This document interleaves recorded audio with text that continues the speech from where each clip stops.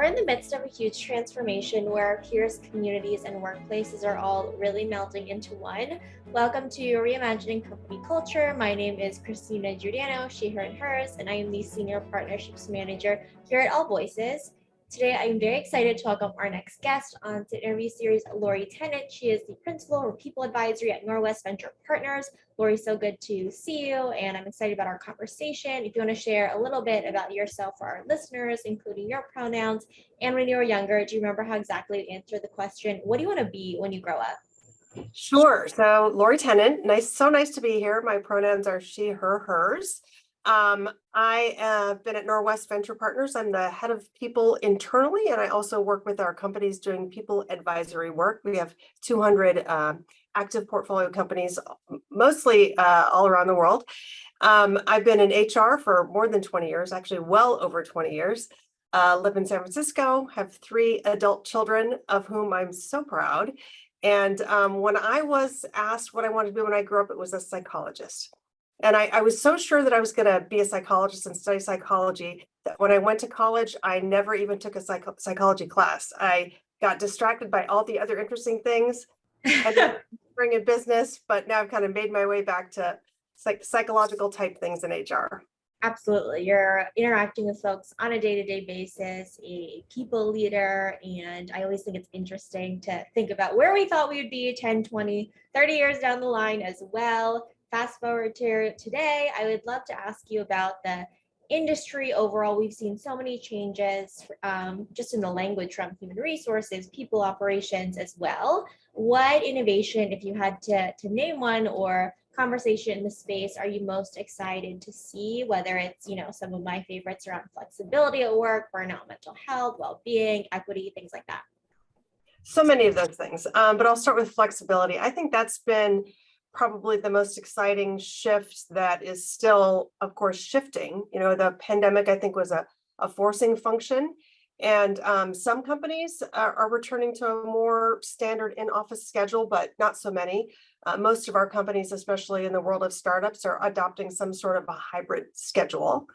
Where, I think we all know what it is, but it's where you work from home some days and you work from the office some days. I think that key that's kind of emerged to making that work is balancing being flexible, or balancing allowing people to do both and be flexible that way with also allowing the kind of the best of both worlds, so that when you're in the office, you maximize collaboration and teamwork and bonding with your employees.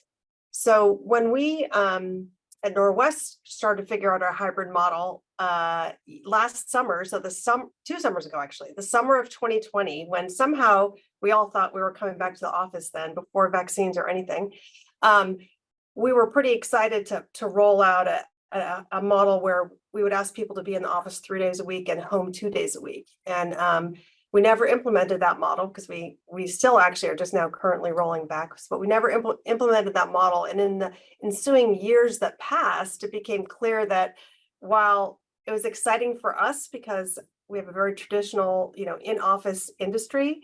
So while it's exciting for us to tell people they could work from home 2 days a week, what they heard was, I have to come in the office 3 days a week. So our model has evolved in the last couple of years to be much more flexible. We're asking teams to pick days that they will all be in with the team together working in the office. But other than that, are trying to be as flexible as possible. And I think it's, made a difference in mental health for our employees. I think, where commuting used to be kind of a necessary evil, now, it just feels like a complete waste of time. So I think, our employees have appreciated getting time back to be with their families, to do things that are important to them personally. So I think, we feel like we've noticed a big impact on employee morale and mental health as well. Another innovation that I think has been a real sea change in the last few years is around mental health, around people being willing to speak about mental health in the workplace. Startups have always been, a places of intense pressure. I worked at a startup myself, and I done HR at many startups over the years. They're, places of intense pressure. During the pandemic, of course, it became even more true. And I think what I found has been really interesting is that, usually my background is my bedroom, which is also doubles as my office. And you can see my picture of my grandmother in the background. And I think that with, seeing people's kids in the background when they're talking, seeing their cats walk across their keyboard, I think the lines between the work office and home have blurred to the point of kind of being gone, I guess I would say. Very different than when I started my career back in the 80s, where you would, there's very strong separation between work and home. You would never talk about things that happen at home. I remember, actually, this is kind of a crazy story. I remember one of my very first jobs was I was working for Accenture, which was, pretty intense consulting type work. The manager on my project said he had to leave and go home because his wife had been cutting something and cut her finger, and there's like blood spraying everywhere. And at the time, I remember thinking, wow, I can't believe you have to leave work to go do that, because we were so used to completely isolating what was home from work. And that's what I think has changed so much for the better.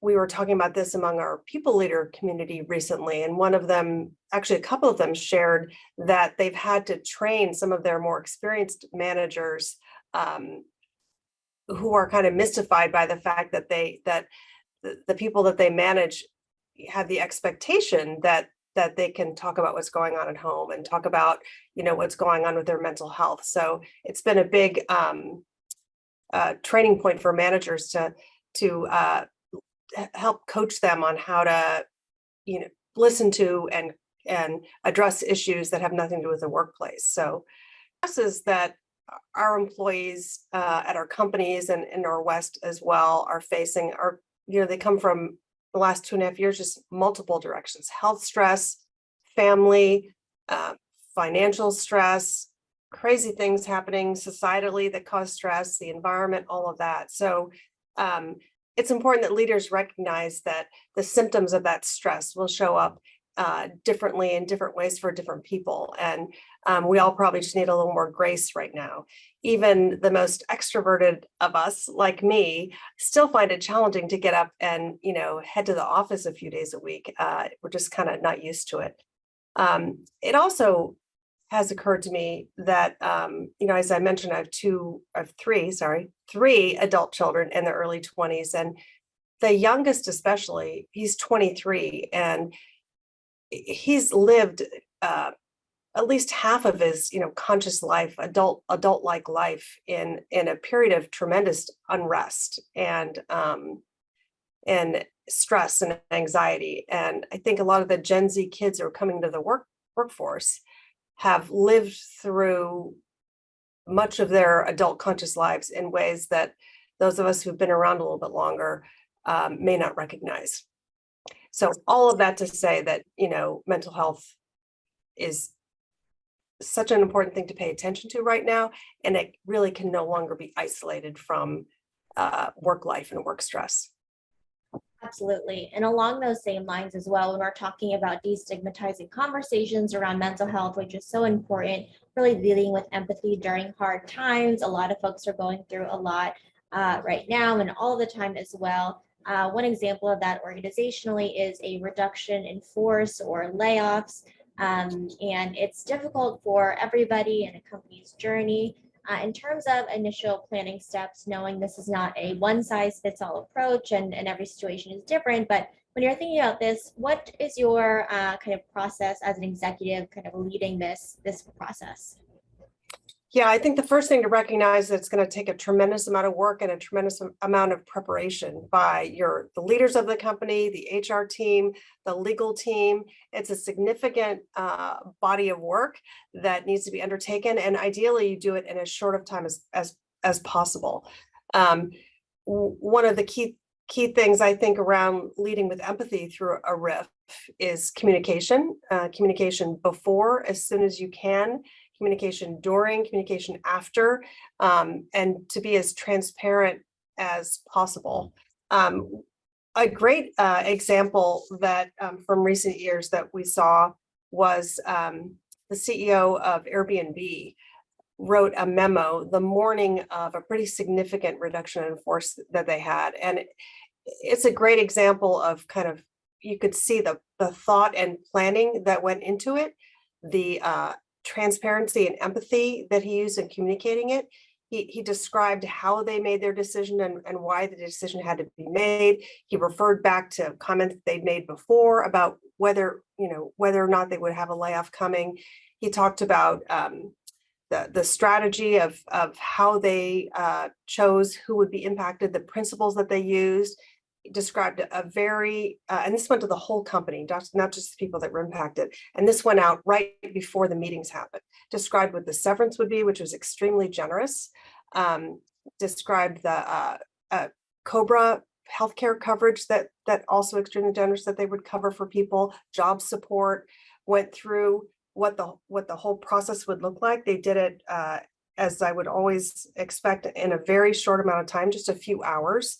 They had done the work ahead of time, done the planning, the legwork to set up meetings with all the people that were impacted on their count, and let people know, you may get a meeting invite on your calendar in the next couple hours. Here's what that means. Here's what's coming.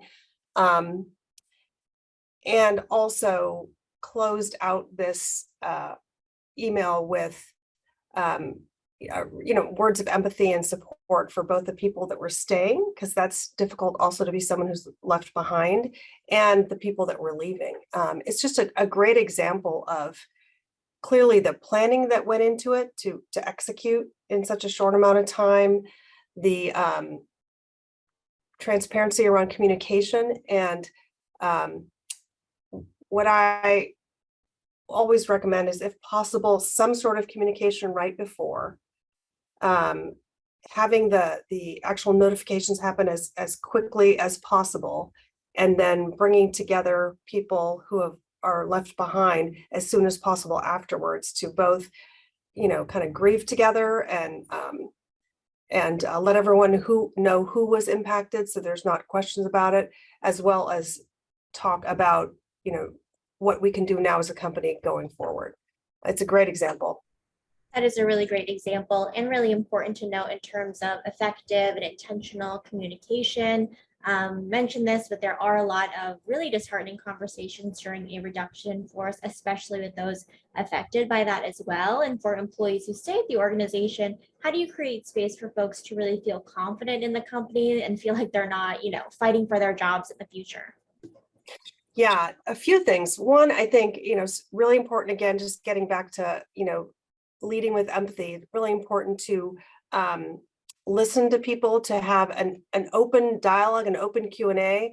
I will often recommend a meeting right immediately after all the action is taken with an open Q&A, and people are sometimes reluctant to talk then. A meeting the next day with an open Q&A, and to share as much of the process and the decision making as you can. And then for managers to meet directly with the people who are left, and also give them the chance to talk about it and feel like all of their questions are answered. Yeah, there are a lot of moving pieces to this conversation, to the process, not rushing anything as well, and being as prepared and strategic and planned out as possible as well, for folks to really share how they are feeling as well. And you gave a great example of Airbnb in terms of really communicating that before, during, after, and continuing the conversation. But I want to name, is there anything that you would advise leaders or employees not do during a reduction force? Of course, you don't have to name specific examples here as well. Yeah, a couple things. I'll mention a fictional example from the show Parenthood years ago. It was a very funny example where one of the characters was having to do a layoff at his company the next day, and was talking to his wife about it and talking about how he's going to have the conversations. And she said, "Well, don't cry," which is, point being, yeah, certainly don't cry when you're delivering the news, but also don't make it about you. You don't want to talk to people about how hard this is for me as a leader, and how sad, of course you can say you're sad, but but you don't want to make it about you. You want to make it about them and how you can support them. And then a second thing, sometimes I hear companies say, instead of doing this RIF, we're going to, over the next, 3-4 months, just get, really double down on our performance management and our performance counseling. And, people who are kind of on the cusp, we'll kind of manage them out that way, and we'll do it. So it won't be a RIF, it'll just be, managing outdated performance. And I definitely don't recommend that. I think that's kind of like the slow leak approach. And it leaves people feeling really unsettled, because you as a manager may know who on your team has, significant performance issues that you've been working with them on, but no one else knows that. So they're just watching people, get kind of what can feel like people getting picked off without really knowing why. So I think,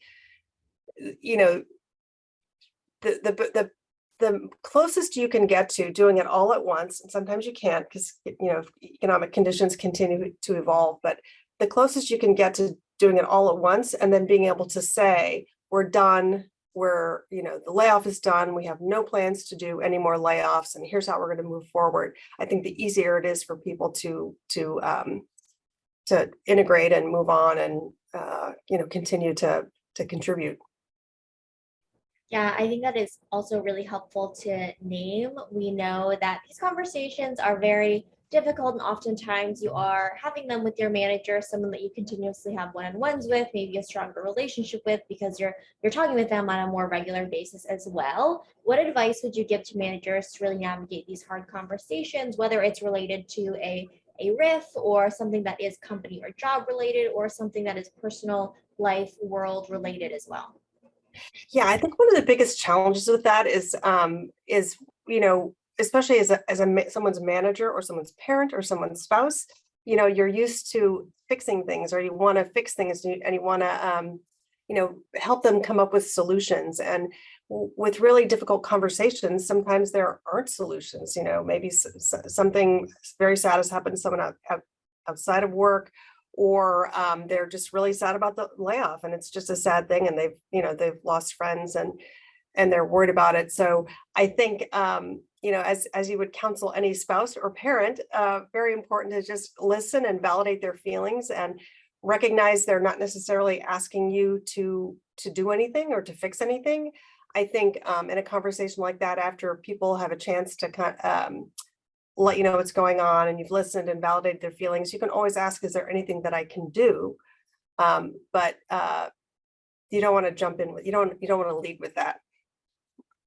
Yeah, you don't want to lead with that and have that expectation of, oh, I can help you fix this problem as well. Yeah. Really actively listening, validating, as you were talking about, so important. Yeah, you don't want to leave them, you don't want to discount their feelings and leave them. Yeah, I have one particular child that sometimes you get in that dynamic, and where I just want him to feel better. And the more I want to tell him why it's okay and he should feel better, the more he escalates to convince me how terrible things are. So, right. So don't do that. Don't do that. How would you finish this sentence in terms of, in order to create a best-in-class company culture, you need to have blank? Yeah. Great question. I think oftentimes, executives will say that that the HR is responsible for the culture. The people leaders are responsible for the culture. And I definitely don't agree with that. I think in order to have a really good, strong, best-in-class company culture, you need to have the CEO, the management team lead from the top, and make sure that the behaviors that they're rewarding are the behaviors that are in line with the values that they profess. That alignment is so important in terms of, one, knowing your values, writing them down, making sure people know them, and then you're reinforcing that by the actions that are celebrated and who celebrate the organization, what needs improvement, and kind of what the direction of the organization and leadership is as well. Laurie, is there anything that I didn't ask you throughout our conversation that you would like to share, or underscoring any key insights around really effective leadership or transparency and things like that you hope people bring with them? Yeah, I think it's just a very interesting time. It's an interesting time to be in the workplace. It's an interesting time to be in HR. I think we don't know yet what the lasting effects of the last 2.5 years are going to be. I think that increased flexibility. I think increased attention to mental health and being able to bring your whole self to work will continue to be lasting. But I don't know what that will look like with time spent at the office versus time spent at home versus time spent being a digital nomad, working productively, making contribution, but being able to do it from wherever you are. I don't know what that's going to look like in the coming years, but I'm super interested to see. I am also interested to see. Nobody has a crystal ball. We can only use what we know today and move forward. Laurie, thank you so much for being on Reimagining Company Culture this afternoon. Thank you. Of course, and as a reminder for folks who are listening, at AllVoices, we really believe in employees and employers being seen, heard, and understood, and know it's a requirement for the business to really succeed overall. Have a great rest of your day, everyone.